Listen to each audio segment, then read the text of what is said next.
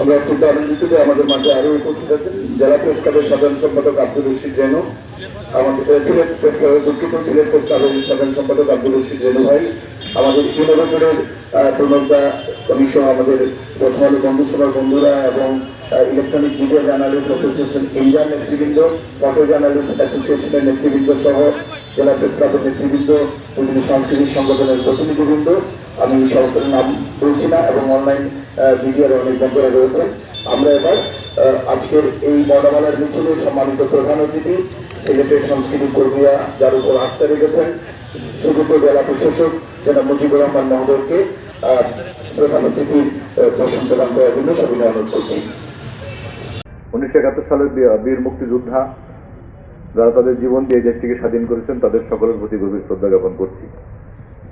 আমি ধন্যবাদ জানাচ্ছি সম্মিলিত নাট্য পরিষদকে যে সারা বাংলাদেশের মধ্যে এরকম একটি ব্যতিক্রমী আয়োজন, যে আয়োজনের মধ্য দিয়ে আমরা সিলেটবাসীকে স্মরণ করিয়ে দিচ্ছি যে আমাদের আরও একটি অর্জন, যেটি মাতৃভাষা বাংলা ভাষাকে আমরা অর্জন করেছি, সেই মাসটিকে আমরা বরণ করে নিলাম এবং এই মাসে আমাদের আরও কর্মসূচি রয়েছে। সেই কর্মসূচিগুলি এবং ভাষার প্রতি আমাদের যে আন্তরিকতা, আমাদের যে দরদ, সেটি আমরা জ্ঞাপন করছি এই শোভাযাত্রার মধ্য দিয়ে।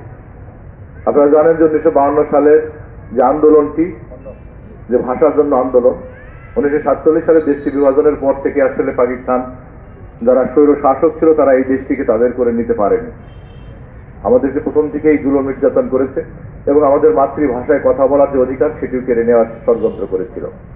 এবং বাঙালিরা সেদিন রক্ত দিয়ে, জাতির জনকের নেতৃত্বে সেদিন রক্ত দিয়ে কিন্তু এই দেশটিকে, এই দেশের ভাষা যেটি বাংলা ভাষা, আমাদের প্রিয় ভাষা, যেটি হাজার বছর ধরে আমরা আমাদের মায়ের ভাষা ছিল, সেই ভাষাটিকে প্রতিষ্ঠা করেছে। এবং স্বাধীনতার যদি মূল মন্ত্র বলি, স্বাধীনতার বীজ রোপিত হয়েছিল সেই 1952 সালের ভাষা আন্দোলনের মধ্য দিয়ে। এবং এই আন্দোলনকেই সামনের দিকে এগিয়ে নিয়ে গিয়ে 1963 সালের 6 দফা জাতির পিতা বঙ্গবন্ধু শেখ মুজিবুর রহমানকে, যার জন্ম না হলে দেশটি স্বাধীন হতো না, যিনি আমাদের এই মাতৃভাষা রক্ষার যে আন্দোলন, সেই আন্দোলনেও তিনি নেতৃত্ব দিয়েছেন এবং সর্বদলীয় ভাষা সংগ্রাম পরিষদ গঠন থেকে শুরু করে এই আন্দোলনকে বেগবান করে আমাদের জন্য এই বাংলা ভাষাকে মাতৃভাষা হিসেবে প্রতিষ্ঠিত করেছে। আমি গভীর শ্রদ্ধায় স্মরণ করি 1952 সালে যারা ভাষার জন্য জীবন দিয়েছেন তাদের সকলকে, 1971 সালের বীর মুক্তিযোদ্ধা যারা তাদের জীবন দিয়ে দেশটিকে স্বাধীন করেছেন তাদের সকলের প্রতি গভীর শ্রদ্ধা জ্ঞাপন করছি। আমি ধন্যবাদ জানাচ্ছি সম্মিলিত নাট্য পরিষদকে যে সারা বাংলাদেশের মধ্যে এরকম একটি ব্যতিক্রমী আয়োজন, যে আয়োজনের মধ্য দিয়ে আমরা সিলেটবাসীকে স্মরণ করিয়ে দিচ্ছি যে আমাদের আরও একটি অর্জন, যেটি মাতৃভাষা বাংলা ভাষাকে আমরা অর্জন করেছি, সেই মাসটিকে আমরা বরণ করে নিলাম এবং এই মাসে আমাদের আরও কর্মসূচি রয়েছে। সেই কর্মসূচিগুলি এবং ভাষার প্রতি আমাদের যে আন্তরিকতা, আমাদের যে দরদ, সেটি আমরা জ্ঞাপন করছি এই শোভাযাত্রার মধ্যে দিয়ে।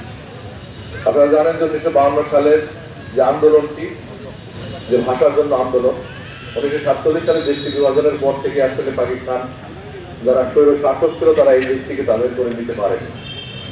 আমাদেরকে প্রথম দিকে এই জুলুম নির্যাতন করেছে এবং আমাদের মাতৃভাষায় কথা বলার যে অধিকার সেটি কেড়ে নেওয়ার ষড়যন্ত্র করেছিল। এবং বাঙালিরা সেদিন রক্ত দিয়ে, জাতির জনকের নেতৃত্বে সেদিন রক্ত দিয়ে কিন্তু এই দেশটিকে, এই দেশের ভাষা যেটি বাংলা ভাষা, আমাদের প্রিয় ভাষা, যেটি হাজার বছর ধরে আমরা আমাদের মায়ের ভাষা ছিল, সেই ভাষাটিকে প্রতিষ্ঠা করেছি। এবং স্বাধীনতার যদি মূল মন্ত্র বলি, স্বাধীনতার বীজ রোপিত হয়েছিল সেই 1952 সালের ভাষা আন্দোলনের মধ্য দিয়ে। এবং এই আন্দোলনকেই সামনের দিকে এগিয়ে নিয়ে গিয়ে 1963 সালের 6 দফা, 1969 সালের সেই গণ অভ্যুত্থানের পরবর্তী 1971 সালের মহান মুক্তিযুদ্ধের মধ্য দিয়ে আমরা অর্জন করেছি আমাদের এই প্রিয় মাতৃভূমিকে, আমাদের নিজের করে পেয়েছি। আমাদের সামনে যে লাল সবুজের পতাকাটি রয়েছে, এই পতাকাটি আমরা অর্জন করেছি।